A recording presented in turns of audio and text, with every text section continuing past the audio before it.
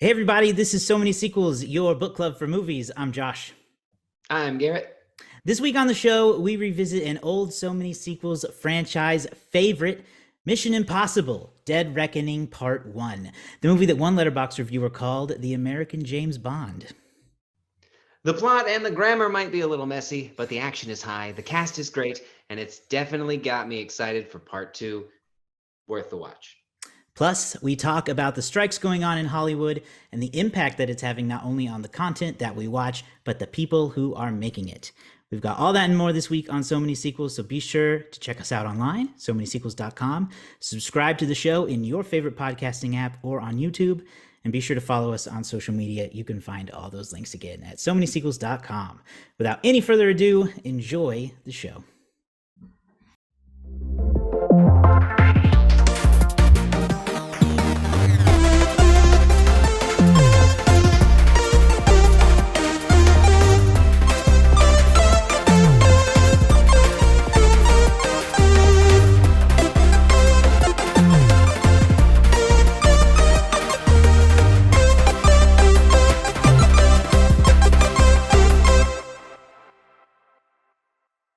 Let's talk about this big strike going on. Yeah. There's a lot of moving parts, and it's just gotten bigger with the SAG-AFTRA union joining, and we haven't talked about it on the show yet. No. Yeah, I think it's definitely a thing that we should be discussing, especially like you said, now that it is blown up into all of Hollywood almost. Essentially. Basically, yeah. I mean, you've got the Writers Guild of America that started their strike on May 1st when their deal expired with the Alliance of Motion Picture and Television Producers, which nobody really knows about or hears about very often. Yeah. But they're the big honchos in Hollywood who run the whole show, the mysterious AMPTP. They, broker deals with these unions to kind of, I don't know, keep the peace, so to speak. So a lot of people might remember the writer's strike of 2007. That's the only other big one that's happened kind of in our lifetime. And if you remember, a lot of it back then was about pay. Mm-hmm. That hasn't really changed. We're talking about pay again this time, but we're talking about a little more than that. In 2007, streaming video basically did not exist. So it was not a thing like it is now. And a big sticking point when it comes to financials is that, did you know that these writers and actors are not making any residuals off of these streaming shows they're doing? I didn't. And that's interesting because I was always curious as to how they got paid in general for streaming shows post season run, because that is a thing. And I mean, that's why syndication became such a big thing for a show, because it meant those people, those writers, those actors, all of the people involved would continue to get paid after the show has ended, giving them some kind of security. And so again, with streaming, I don't know how often these contracts are updated, but I certainly know that usually the technology runs faster than the industry. And so it's definitely a thing that I have no idea about. So this strike is definitely bringing all of that to light, or should be if you're not aware of it. Yeah, and now that SAG-AFTRA, the actors union, has joined in, you're seeing a lot of famous people talking about it. Just the nature of the business is that actors are more famous than writers, so getting their faces on screen is important. And I saw a couple that were really shocking to me. Sean Gunn, who we know as James Gunn's brother and is one of the stars of the Guardians of the Galaxy franchise. He was on Gilmore Girls for a long time. He was talking the other day and said that he doesn't make anything off of Gilmore Girls streams on Netflix, despite it being one of their top syndicated shows. He makes nothing. There was another actress I saw post to TikTok. She starred in several seasons of Orange is the New Black on Netflix and actually showed video of her residual check. And for all these episodes of all these seasons, it was $27. for a Netflix original. $27? $27 was her residuals check. And that Wow. is what they're fighting about. So Sure. I think the immediate reaction to kind of your average person that isn't involved in this stuff is that why are all these rich, famous people asking for more money? Because they're It's being held not, hostage by richer, less famous people. well, exactly. It's not about the rich and famous ones. They are the ones who are thankfully supportive of doing this and leading it, but it is for all the other people who are union members in these writers and acting guilds. Something like 2% of members of these groups are successful enough to make a living wage doing these jobs. So the vast majority are not rich and famous. The vast majority. So go ahead and get rid of that idea right now if you have it. We're not talking about getting Matt Damon more money.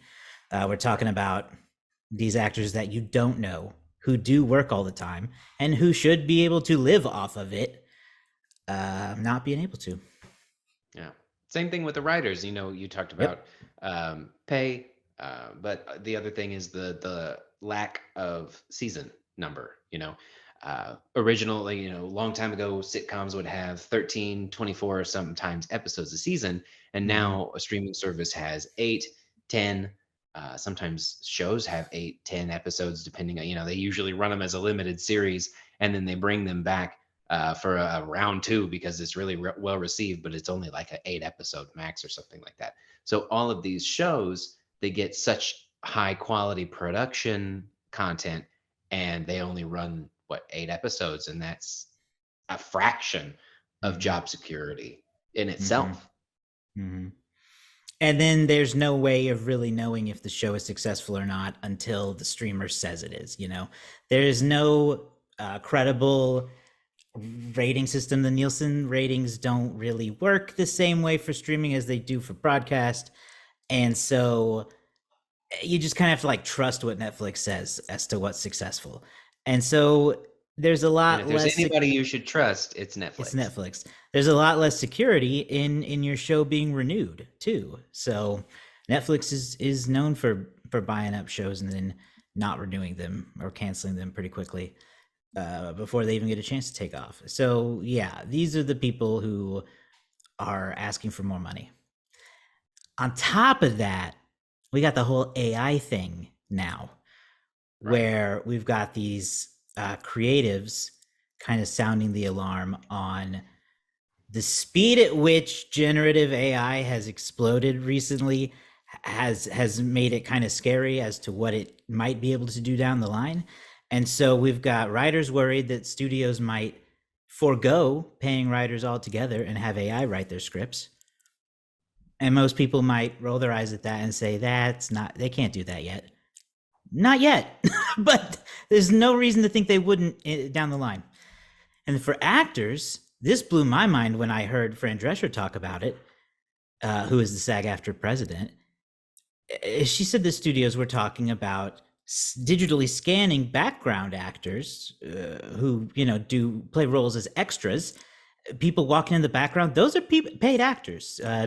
They're not doing it for free, but they're talking about digitally scanning them and then being able to use them throughout the movie or television show, throughout the production, so that they only have to pay them for the one day of shooting versus the full thing. And that's also unacceptable.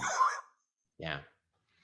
Yeah, that one's crazy. The whole thing is crazy. My only pushback to anything is I've seen a lot of those Netflix original movies, and I can't be convinced that some of them haven't already been created by AI robots. They're way Valid. too similar, and they're way too generic, and they're way too I don't know, body, if you will. So that's my only thing on that. But I agree. No, that the using an AI to write anything for creative purposes to take over for an actual creative purpose is going to lead you to something bad. Probably plagiarism in the long run. You're going to be in copyright infringement of Yeah, somebody at else's things. It's best. all scanned from the internet. So somebody's going to be like, that's my thing that's been on the internet since like 2005, bro. So, you're just going to get yourself in trouble. So That is Mhm. a dangerous one. And then, yeah, definitely the body scanning thing is incredibly, and that is incredibly sketch. No, no, no, no, no, no, no, It's friends. super sketch. And there's already that's No. happening to a degree.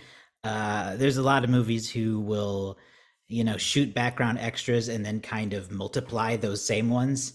And Yeah. I don't think that's seen as controversial as what this is, because that's more of a you can't hire thousands and thousands of background actors. I get that. But this is totally different. This is being able to you guys watch movies, people watching this show, you know what they can do with CGI now. Disney brings actors back to life. They de-age them excellently. So that's really more concerning to me than the writing part, For in sure. terms of essentially deep faking people just to get out of paying them. You know what I think an interesting comparison could be for the writers to consider is what college athletes went through for video games. Mm, Video games like Madden, or not Madden, but like NCAA, whatever, whatever. right. You couldn't have their names on there because of the likeness issue. You had to pay them for their rights. So it was not like a college football player. I don't know if they are now. It's been a long time since I played, but growing up, they didn't have the college names. It was like number 18, right? That was Right. the actual number, but the name wasn't on there and the It was a likeness itself wasn't generic on there. person.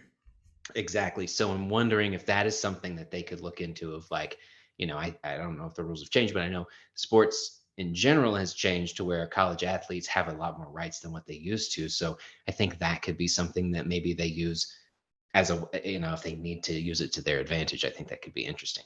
What do you think the solution is? Because obviously we want more people to get more money, but I still think that, you look at the model itself, and that's what, if I remember right, Fran Drescher was talking about. The model has changed so much. Initially when Netflix was here, they didn't have original programming. They took content from streamers, or from broadcasts, from movies, whatever. And then those people were like, wait a minute, we can do this ourselves. And so we don't need Netflix. So then we're just going to put our stuff on our own thing and try to get people there. And either way, you're still not getting people paid because now you have to create original content to fill that.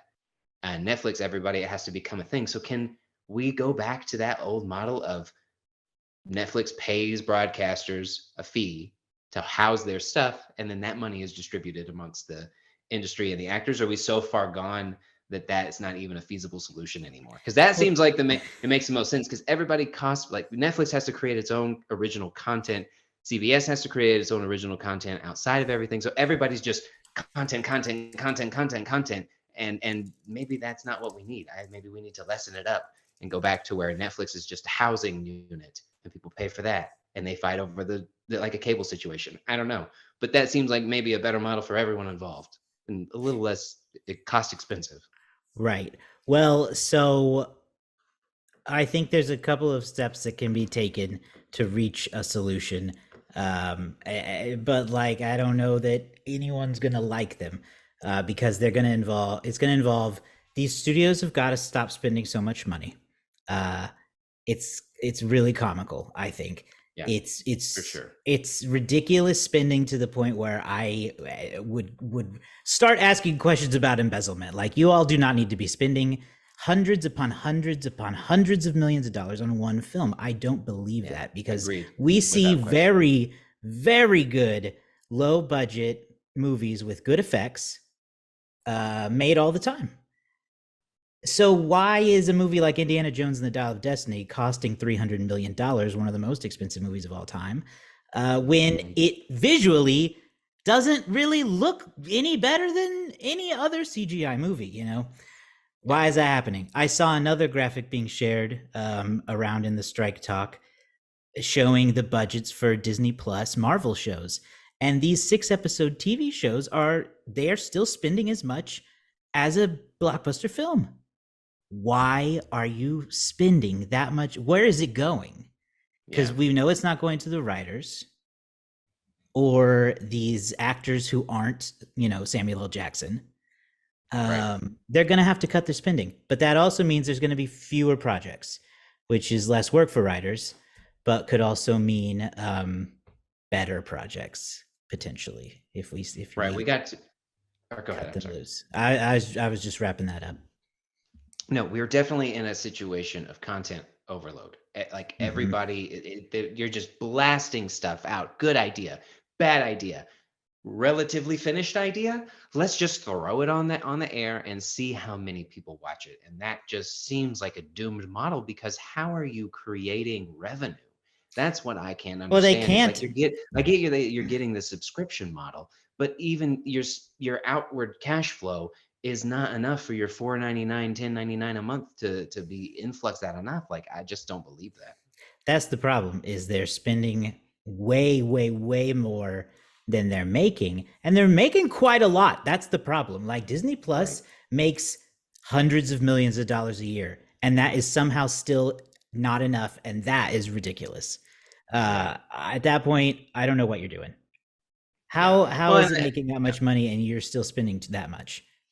yeah, and look at all the, I really do think you look at the blockbuster model that we're gonna be talking about in this episode here. We're gonna be talking about Mission Impossible: Dead Reckoning. That's gonna be number one in the box office for 1 week because Barbie and And Oppenheimer are coming out Oppenheimer, next yeah. week, and then the week before that, you had Indiana Jones and the Dial of Destiny was in there for what 1 or 2 weeks before Mission Impossible did. Like, there's just it's so condensed, but also just constant. Like there's just constantly crap coming out just so people focus on like the blockbuster months. Spread your stuff out. Quality over quantity will net you longer runs in the box office too. I mean, you want your movie to be doing well throughout for a long time. You want people to go see it over and over. But like these movies are going to get buried just because there's another big one coming out next week. And then I'm going to lose my interest in that one because, well, I'm already behind. Like I'm not going to have a chance to catch up until later. So I just don't see I don't understand the model, I guess, is truly the situation. It doesn't make feasible financial or logical sense.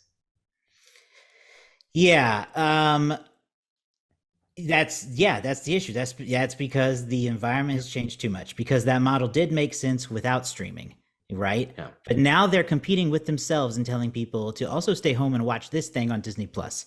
And then on top of that, coming out of the pandemic, we know that most people now are feel pretty confident that a new movie will be on streaming relatively soon. So why should I go out and see it?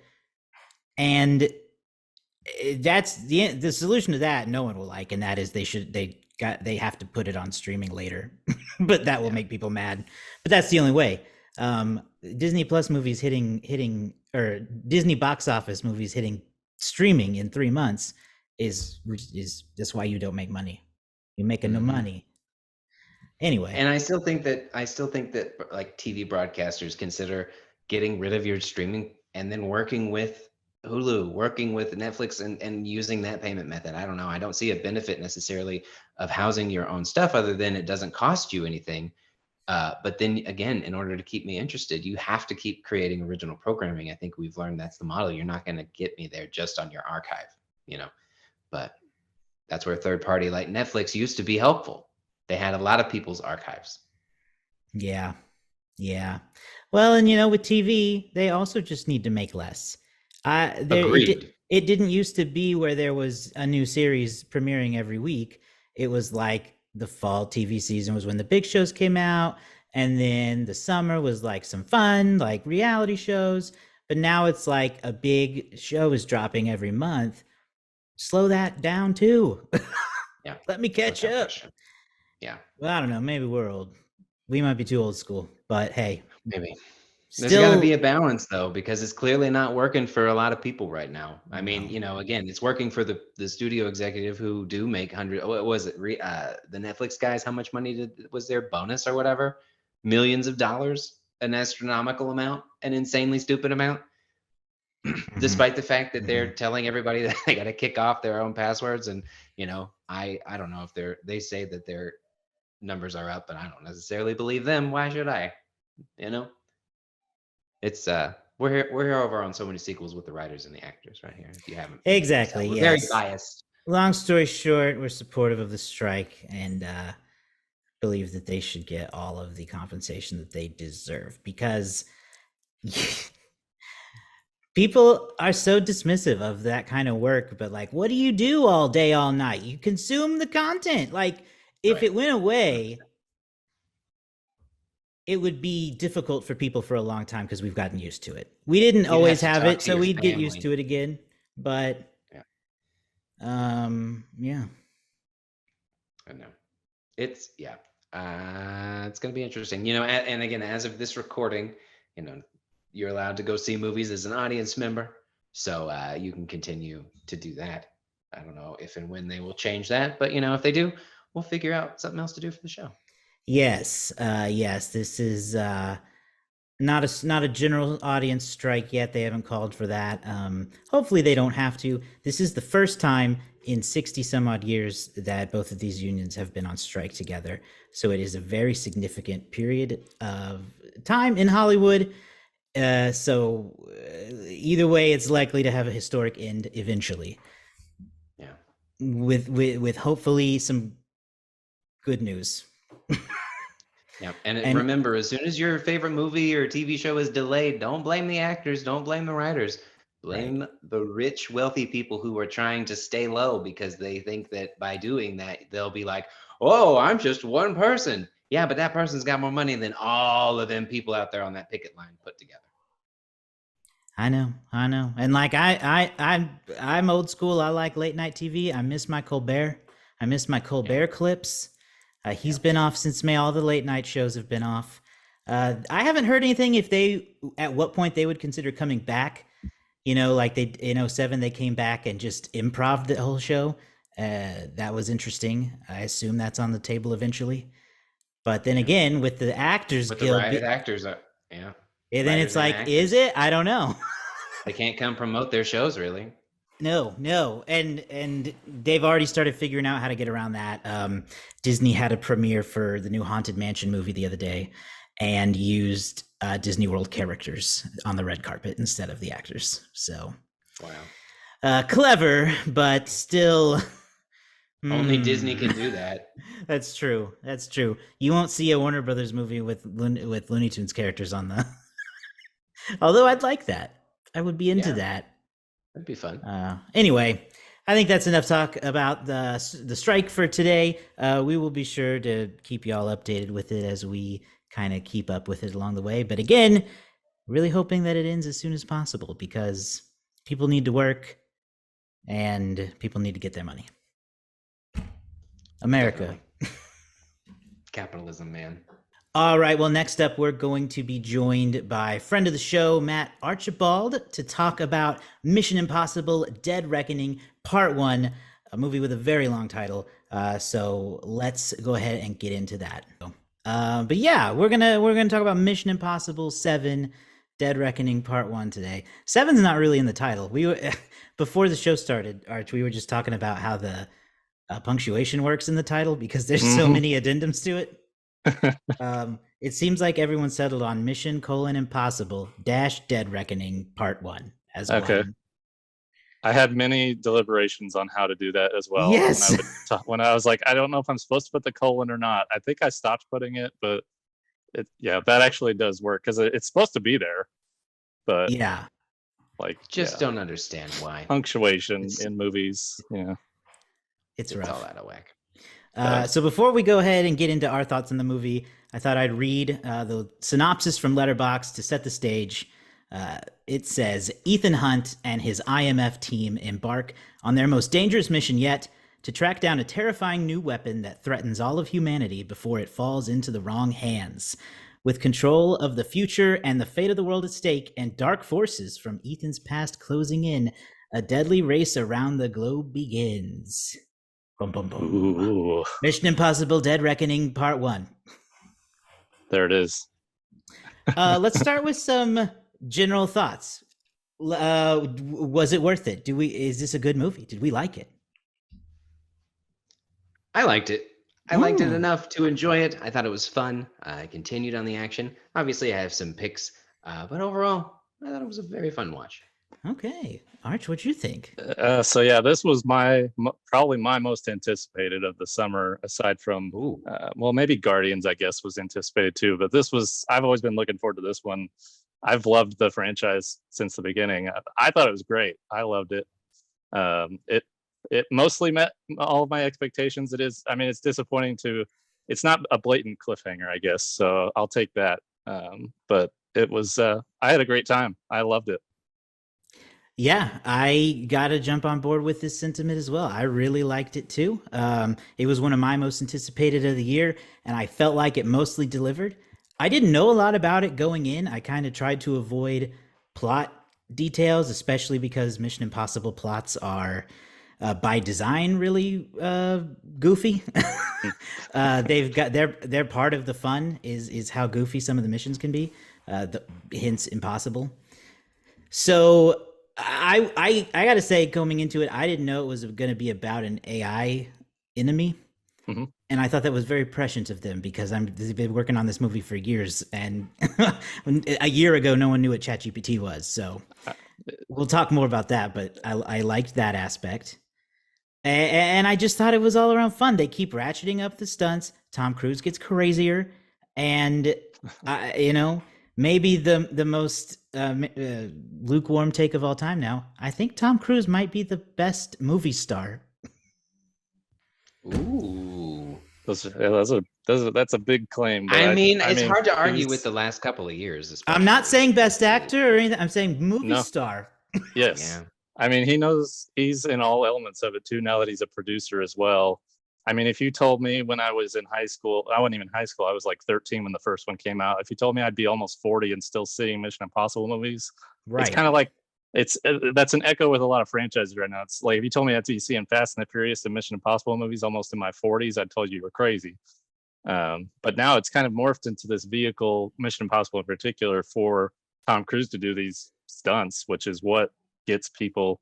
He's very good at convincing people to go to the theaters, I think, too. So and it works because he's actually doing the stunts. So as is not the case with everything.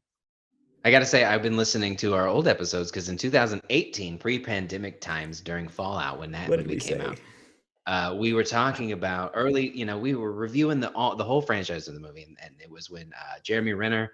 We got to that point. We were kind of talking about, is this where they might be handing it over to Tom Cruise? Is this the start of that? And there were moments in time because at that point in time, none of us had seen Fallout except for Andrew. And we didn't know what the whole setup was going to be. So we were thinking still, is this the time where Tom Cruise is getting a little old and this is 2018. He's going to be almost 60 by the time the next Mission Impossible comes out in 2021. And now at this point in time, that's the farthest thing from anybody's mind. Absolutely nobody wants Tom Cruise to go away. They want to see what this crazy man is going to do because he does. Again, some of the things that I like is that these movies really showcase Tom Cruise. I think that they showcased him a little too much just because they had a lot of other things that were equally as impressive in this movie that I think could have shown. I personally blown away by all of the women in this movie. Haley Atwell was amazing. Vanessa Kirby was amazing. Pom Klementieff, I don't know if I said her last name right, was really enjoyable. All of those three gave such good performances, and every time they were on the screen, I really thought they stole the show. So you brought up an interesting point there at the beginning, talking about how I thought they were working to hand off the movie last time to Henry Cavill. Hence, that will explain. I can explain my facial hair for this review.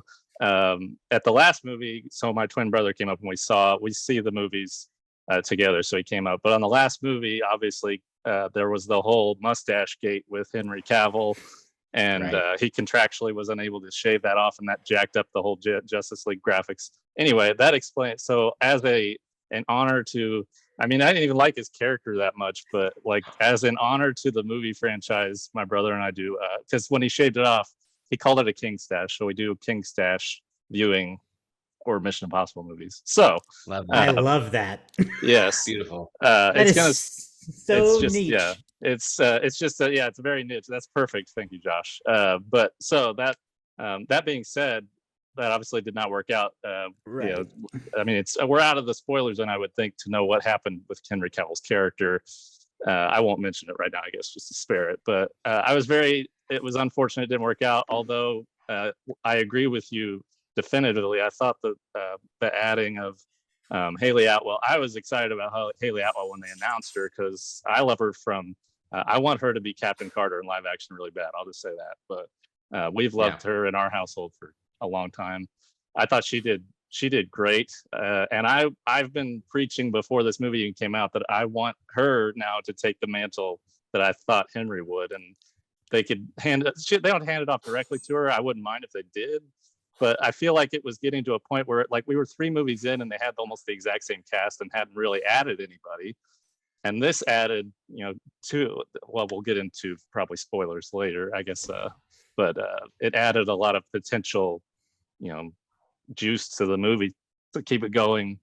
I mean, years in the future still. I think so. And I mean, yeah, I loved Haley. Palm was excellent as that when she was driving through and in Italy, that whole and we'll probably get into action scenes, I guess, in a minute, but she was it looked like she was having a blast.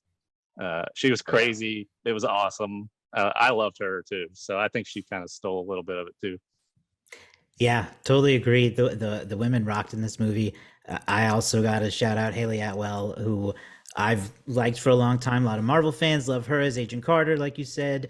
Arch, I loved her in the show that she got, Justice for Agent Carter, because it shouldn't have been canceled so soon. Yep. She also has a really good episode of Black Mirror that's super creepy. If you haven't seen that, recommend it. I don't remember what season it is, but it's one of the older ones. So she's great, and she matches Tom Cruise's extreme energy pretty well. They have a lot of stunts together.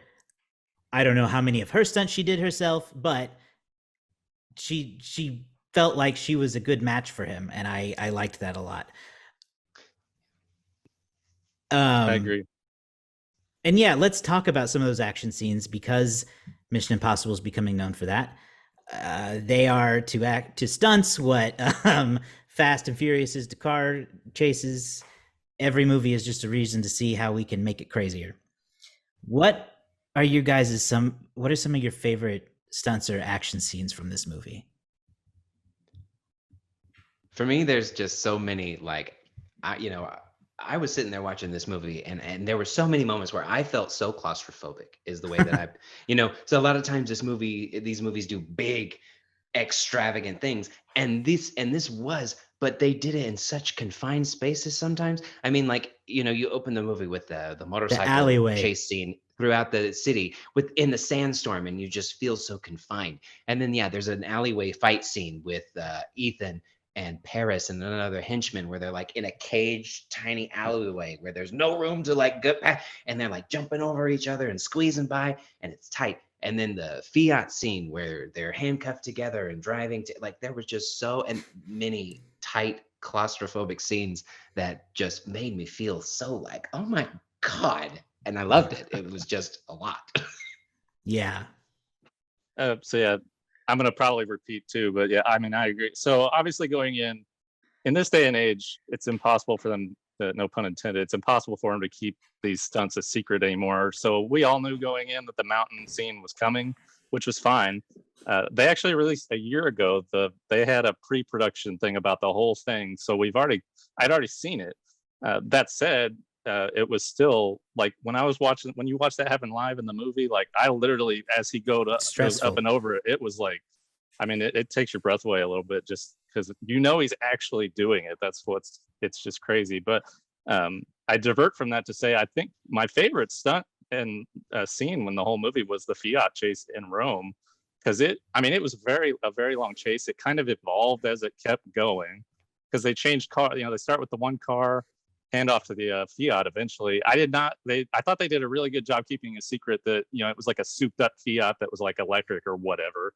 They didn't spoil all the good stuff in there, because they had humor intermixed in there with the chase, how they flipped down the stairs and then swapped seats and kind of looked at each other. Just the little moments. It was great. And then when they did the Palm was chasing them, going crazy over that, chasing down the stairs. They had that whole scene where they peeled out while Haley was trying to learn how to drive the car, and it was just funny. It was remarkably funny for what they were doing. So I mean, that whole time I was laughing and screaming, and just the whole scene was great. But that, like I said, it led up to. I thought they added enough to the mountain thing to make it interesting, but we all knew. I mean, you knew that was happening when when he looked up the mountain. It was like, okay, here it comes, and it still had a good payoff. I thought, even though we've seen every variant of it. Yeah, the mountain jump, I think, was definitely what was marketed as this movie's big stunt. But yeah, we'd seen it so many times already that I kind of wondered how. There's always a worry of, did they just put the coolest thing in the trailer? I don't think they did. Because while it is very cool and probably was Tom's most dangerous stunt, it wasn't the coolest part of the movie. One of my favorite stunts, which obviously had to have involved some kind of CGI, but I still think was a pretty cool scene, was the not the climax, but towards the end, and I'm trying to say it without being too spoilery, but when Tom and Haley's character are climbing upward through train cars that keep moving, was so stressful and well filmed, well directed, because I just kept wondering, when is it gonna stop? And they just keep climbing. That was really cool. It was Uncharted meets Jurassic Park 2, but with its own special twist. That it was really, really well executed. Yeah, exactly like what you said, Josh. From performance standpoint, from stunt standpoint, to shot and cinematography, like it was really well constructed. Because that was another moment where I would say I was like claustrophobic and like, what? Right, I'm fully clinched. Mm-hmm. It was a nice evolution of the lot, because the Lost World one's been around now for almost 25 years. So I thought it was a nice evolution that they didn't do it like shot for shot. I mean, there was a cool, like the stuff falling out in the train to hitting the ground was a very similar shot, but it was really cool to see the variants they did. And the fact now they could show it, like you said, like going from car to car, like, because I think they went through 3 or 4 cars. So it was amazing. Yeah, totally agree. Amazing stunt in this movie. The Fiat car chase scene was so fun. Another way I've never seen a car chase done before, so I loved all that. I was trying to think if there were any other big stunts that really stuck out to me. I'm sure that there are, and I'm just not remembering them. I did have that whole the airport sequence near the beginning was mostly not in they showed some of the stuff from trailers, but you didn't really know what they were doing at the time. That's true. I thought it was pretty funny. It was kind of cool to see. I mean, they were essentially doing deep fakes in the airport, so it was kind of right. Some interesting technology. So let's talk about the AI of it all. Mm-hmm. How this movie, I don't know when this movie was written. I actually heard, and you never know if this is like Tom Cruise lore or something, but I've always heard that with the Mission Impossible movies, they kind of show up daily with an outline and they essentially write on the go. So I wonder how much of it was fresh. I don't know. I don't know when exactly it was filmed, but what did we think about the AI villain? I think that's interesting because I felt like, my main critique of this movie is I felt like the plot itself is a little messy. It's not enough to deter me. Again, I boiled it down to basics as evil AI wants to take over the world. Outside of that is where the pieces are like, where did it come from? But like, how? Like, I get that it's there, but like, how? You never really said how. You maybe did at one point in time, but like, I don't get it. And that was my main issue with it, was I don't necessarily understand how this thing came to be or how it got so big so fast. It is definitely relevant and it is obviously like connectable. So it didn't bother me too much. It just felt a little like, if we can just get across that this AI thing is bad, it'll be fine. And they didn't really try too hard outside of that. I think it's unique too. They did whenever this was written, because I think it was a few years ago, at least when they started it. I didn't know what ChatGPT was then, but I feel like since it's a 2-part movie too, they might have spent it was confusing initially to me because they were trying to explain it so much. Not in a bad way. The thing that was most confusing to me was so the villain that was played by Isai Morales, the guy, like it was almost, I feel like the general public might get confused whether or not he's even a real person, the way that they were doing 100%. that. Agreed. I agree with Yeah. that. Because he's a person, but it was not like when they did the airport thing in particular, where he was like disappearing from the camera. Like it took me, I had to think about it. Eventually, I thought figured at it out. first that he wasn't real for Yeah, I for thought it was like a hot minute. projections. It was just kind of just almost too complex for its own good, but it worked itself out. I think we'll get a lot more clarity in part 2, given where it leaves off and potential, where things are going. I think we may learn more about its origins, because it was very it was just kind of ironic that I was surprised they didn't do a pre-credits tease after that initial scene with they had the eye in that room in the big red ball, where I guess that's the like ground zero for it. But yeah, we know nothing about why they had it, what they were doing with it. They're just in the Antarctic or wherever that is. Or Russia, was it Russia? Antarctic, wherever it was. It was somewhere up there. This is a place where I also have critiques. I did like the overall story. I thought the AI villain was cool. I liked what they were doing with it, but I do also agree that they over-explained it a little bit. I feel like we were told how those keys plug in together 6 times, and like it really wasn't that complicated of a story. I just feel like they explained it so much that it felt complicated. Like, okay, they made a key. You have to have 2 pieces, and it unlocks something at the bottom of the ocean. I don't need to be told that 6 times. But it was very exposition heavy. So I don't know I don't know what was going on there. I think that was so they could all do their imitation of that magic trick to make the key pieces disappear in their hands, because they did it like 3 times. Because Tom does it, Haley does it, and I don't know if someone else does it, but they all flip the keys in their hands a little bit. I did. I busted up when Tom Cruise starts doing close-up magic in there. I love the addition of close-up magic. Yes, really close-up magic always helps things. So, excellent trick there. Thanks. I was also going to say about the AI, I was going to echo what Garrett said, that I would have liked to have known where it came from. I also am a little surprised that it didn't come up with the government people and all that maybe you can't control it. They just seem to be interested in someone can control it and they must. But like, who said that you could? Meanwhile, Tom just wants to destroy it. Always the right move. Destroy an evil killer AI. That's the end. Just destroy it. There's no saving. There was start over. I'm just thinking now of Tom Cruise cool parts, and he had a great line that I remember where he said something about if anything happens to either of them, there will like nothing that can save you or your God. And I was like, oh, I'm scared of Tom. Yeah, I had to spit that out before I forgot it. That was a cool. I forgot another line.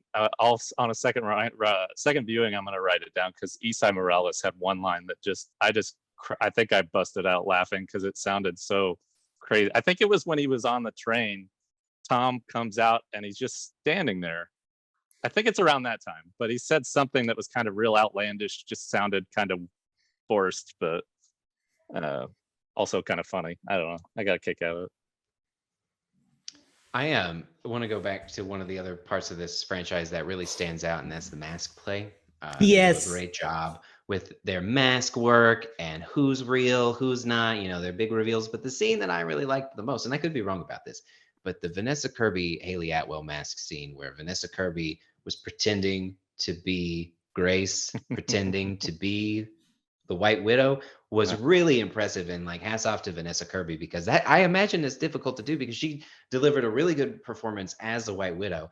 And that scene where she was pretending to be Haley Atwell, pretending to be herself, was really believable as someone wearing a mask. And I really think that was the first time that we've seen where we knew someone was underneath the mask pretending to be someone else. Usually these things are big reveals where it's like, oh no, Scooby-Doo. It's this time it was like, we see who's going under the mask and know that they have to sell this otherwise bad things will happen. That may have happened in some of the other movies, but I really appreciated that scene because it felt different, and I thought the acting was really well done.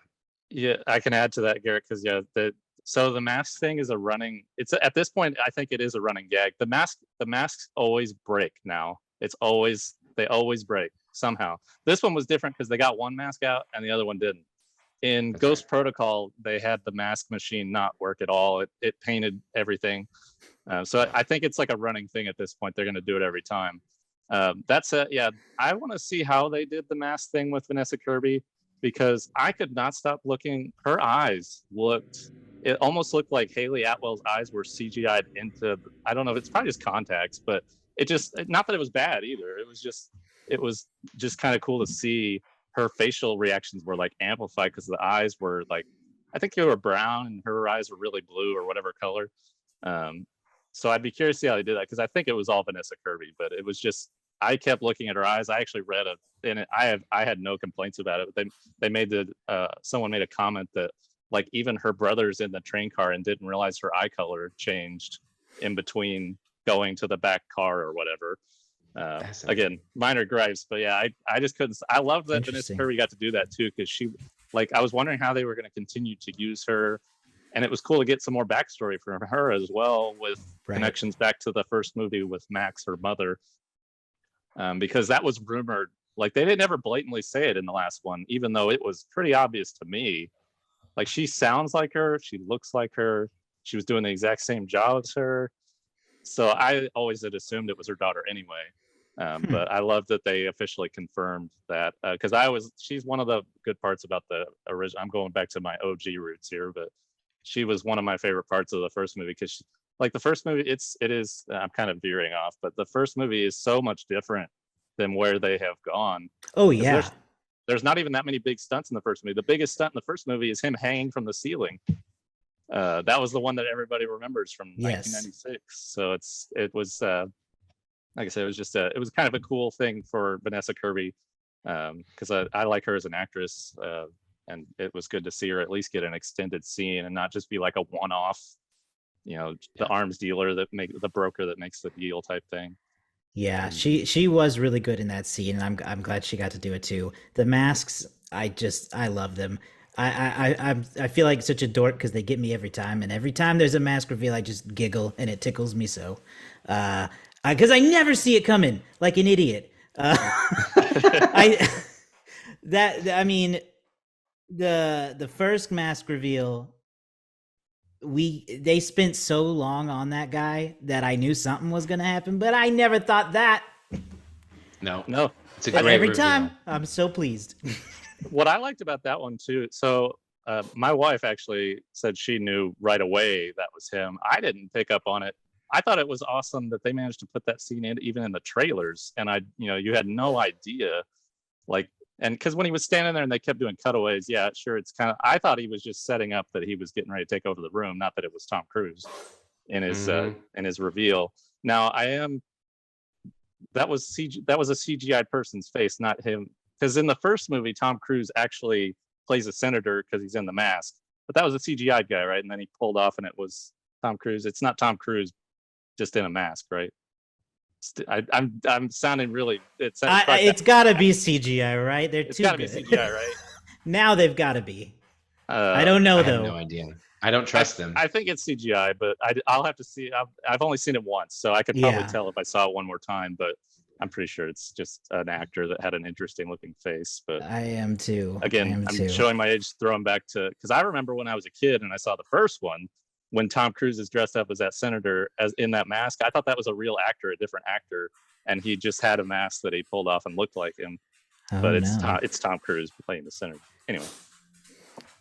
Well, let's get into some spoiler stuff now. Let's start to wrap up with some spoiler talk. So if you haven't seen the movie yet, go ahead and go away now.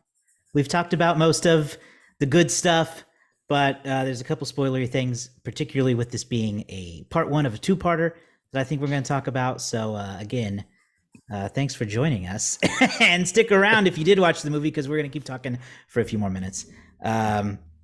Okay. Yeah, how about that ending?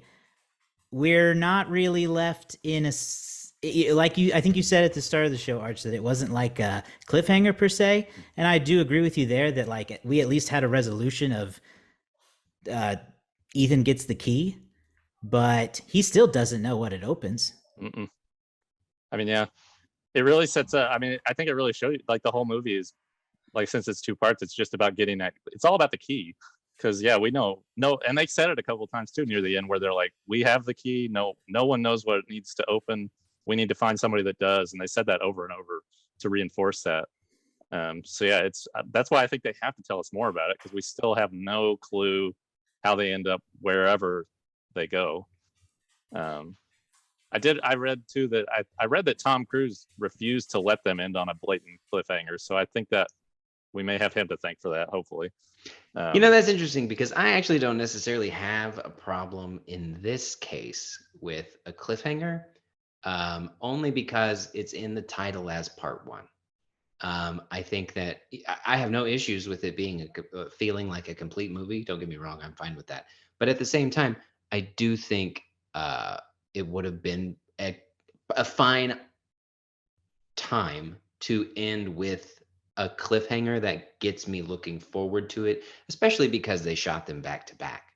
I think that really helps and could get me looking forward to it. Overall, I don't really like it, but I think in this context, it could have helped. It doesn't add to it in one way, shape, or another. It is nice to feel like this is a standalone movie to some extent. So I do like that. I appreciate both ways. Yeah, it's very uncharted territory for them, since it is the first one. So it's kind of a new, we're on new ground here. Yeah, exactly. But And I am sufficiently happy with it. Like I agree with everything you said here. I'm pretty happy with it too, and I totally agree with you, Garrett, that it's in the title. So I don't know how you wouldn't have seen something coming, that you weren't going to know the answer to everything. And I felt, and I was happy with the place where it ended. I didn't feel unsatisfied by that ending. I was like, okay, we made significant progress, but there's still a long ways to go. Sounds good to me. And everybody who matters is still alive. Yeah. Yeah.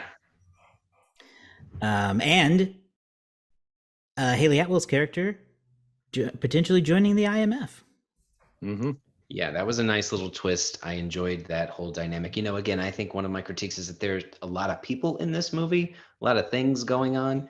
I think an argument could be made you don't necessarily need the FBI chase or the CIA chase, but I like the payoff at the end that it had with her choosing to accept. I really liked that. Well, I got semi-spoiler with it earlier, I think, too. But the redirect on Palm, because you kind of think she's dead, and then they say, "Oh, did he say she's unconscious, or she had a heartbeat or something?" Yeah, she had a pulse. I was excited for her. I was like, "You're in darn part right, two. she's coming back." Yeah, Because I'm I was looking like, forward I to love that. that. I was like, do not kill her off. Do not kill her Yeah. off. No, she was one of my favorites, so I'm really looking forward to that. Yeah, how do you guys look? How do you feel about going into Dead Reckoning Part 2? I'm excited. Yeah. I feel like this delivered a good part one, and I want to know what happens next. I mean, in pure hyperbole from Chris McQuarrie and Tom Cruise probably have both said it. Like, they've already said that, like, you won't even believe what he's going to do in 8 if you think what he did jumping off the mountain was crazy. So they're setting the bar. I mean, I already know that they did a CinemaCon thing where Tom Cruise is on a biplane on the plane.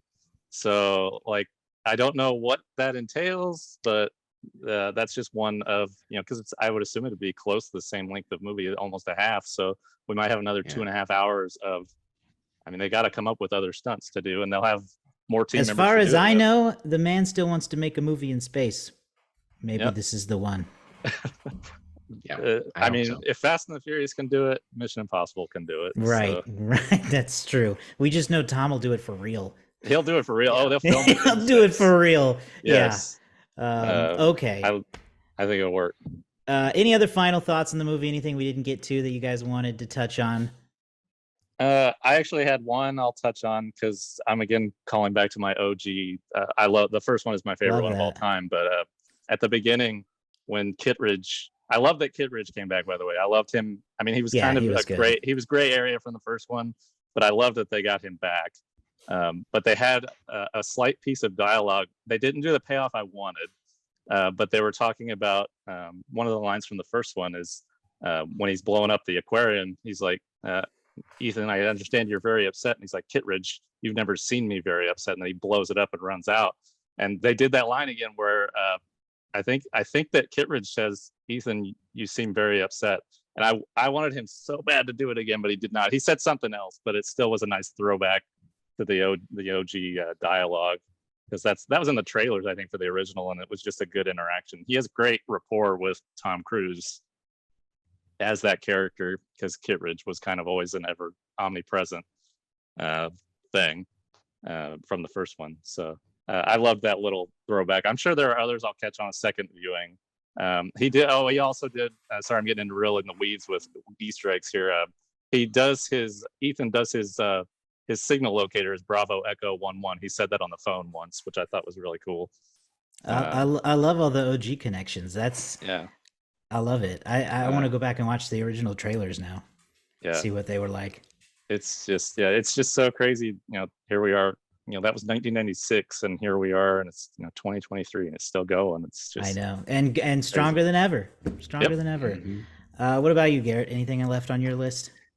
My only other addition was again a welcomed casting change addition. Not change. I mean, I think Angela Bassett was in Fallout. She is not in this one. She is replaced by Carrie Elways, which is always what a nice surprise to see Carrie on my movie screen. I love a Carrie Elways. He's my Robin Hood. For a second, I thought he was going to be. I thought he was the president. Oh, there you go. I was ready for them to call him Mr. President. I was like, President Prince Wesley. Here we go. It was also, that was a good deep cut too, because Carrie Elwes and Tom Cruise starred in Days of Thunder together in the 80s. That's I love right, that, and I love that movie too. So I didn't even make the connection at first. Wow. Then I think I saw a post on Threads or something about them, like back together on set in 2023. Reunited. If you have not seen Days of Thunder, it is a wonderful NASCAR movie. Yeah. Even if you don't like NASCAR, it's a good movie. So. No, I completely forgot about that too. Wow. Okay. All right. Well, that's our talk on Mission Impossible: Dead Reckoning Part 1. Let's look at some Letterboxd reviews, play the guessing game, and then give us our ratings. So I've got a few collected Letterboxd reviews here to kind of get us started. We've got Kirsten, who gave this movie 4 stars and said, "Folks, he's done it again." Dimmy gave it 5 stars and said, "I got so overwhelmed and flooded with dopamine that I started sweating at the climax, and my Fitbit gave me a keep up the good exercise alert." Ooh, I got the anxiety sweats there at the end too. I'm not gonna lie. Tyler gave it 4.5 stars and said James Bond wishes he was as cool as Ethan Hunt. And finally, Julia gave it 4.5 stars and said the next part will be about those millionaires that were on that submarine. Topical humor for everybody. That's wonderful. Dark topical humor. So, with that in mind, those are some of the most popular reviews for this movie on Letterboxd as of right now. Where do we think the community is sitting on a 0 to 5 scale? I feel like the community in general, this is usually, I think, highly regarded, or has been lately. I would guess a 4.2. Ooh, he's I like high. it. I love it's it. An early release, so True. I think that stands a chance because they're usually higher at the front. Mm-hmm. I'm gonna go not quite that high, but I'm gonna go to 3.8. I think. I don't know. I really don't. It feels so lame to go in the middle of that because it's such a thin margin, but it also feels mean to me to go higher. It feels mean to Tom Cruise to go lower. Oh man. Okay, I guess I'm gonna go in the. I don't know. I don't want to go in the middle. I'm gonna hope it's higher, and I'm gonna pick 4.3 just to slightly one up you, Arch. Okay, here we go. Pulling it up now, refreshing it. I haven't seen it yet. This is really good for us that David's not here because he is winning by a landslide.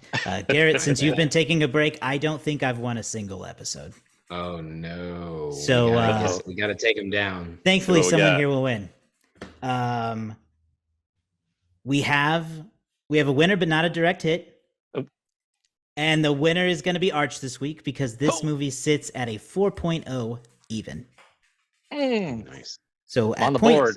4.1, you were closer than anyone. Yeah, I think actually this is your second point on the show this season because you won the other episode that you joined us for. Whoa. Which movie was that again? Mario. Mario. Yeah, it was you Mario. won. You won Yep. our Mario episode. Excellent.